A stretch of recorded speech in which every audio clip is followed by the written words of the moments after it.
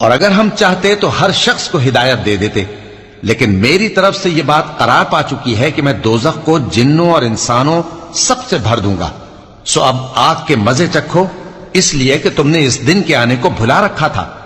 آج ہم نے بھی تمہیں بھلا دیا ہے، اور جو کام تم کرتے تھے ان کی سزا میں ہمیشہ کے عذاب کے مزے چکتے رہو۔ ہماری آیتوں پر تو وہی لوگ ایمان لاتے ہیں کہ جب ان کو ان کے ذریعے نصیحت کی جاتی ہے تو سجدے میں گر پڑتے اور اپنے پروردگار کی تعریف کے ساتھ تسبیح کرتے ہیں اور غرور نہیں کرتے۔ ان کے پہلو بچھونوں سے الگ رہتے ہیں، اس حال میں کہ وہ اپنے پروردگار کو خوف اور امید سے پکارتے اور جو کچھ ہم نے ان کو دیا ہے اس میں سے خرچ کرتے ہیں۔ سو کوئی شخص نہیں جانتا کہ ان کے لیے کیسی آنکھوں کی ٹھنڈک چھپا کر رکھی گئی ہے، یہ ان اعمال کا صلہ ہے جو وہ کرتے تھے۔